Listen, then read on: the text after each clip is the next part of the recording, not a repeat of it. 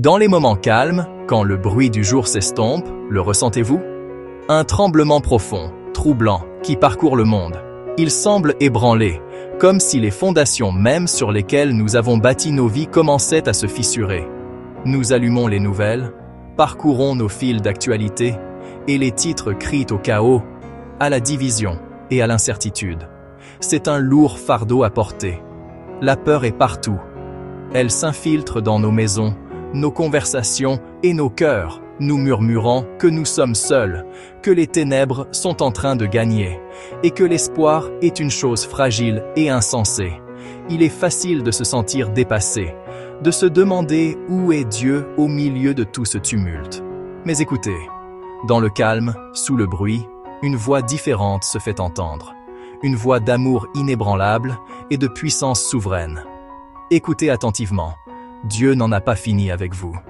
Son silence n'est pas une absence, et ce chaos n'est pas la fin de son histoire pour vous. Ce n'est qu'un chapitre.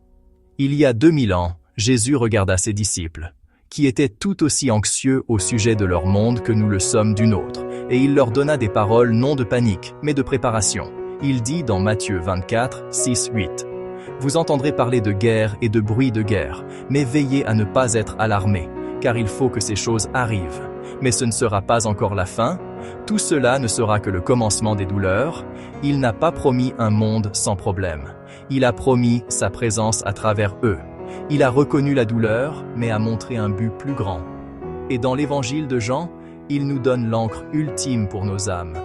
Jean 16, 33 dit « Je vous ai dit ces choses, afin qu'en moi vous ayez la paix. Dans le monde, vous aurez des tribulations.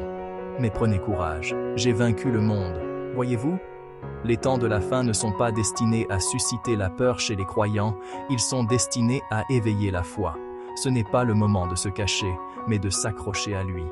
Cette pression, cette incertitude, n'est pas destinée à vous écraser.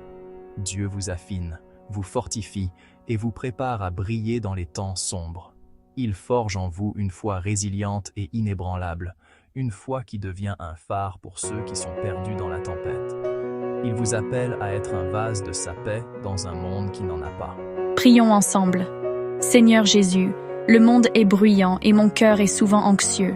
Mais ta voix apporte la paix au-dessus de la tempête. Ancre mon cœur dans ta vérité.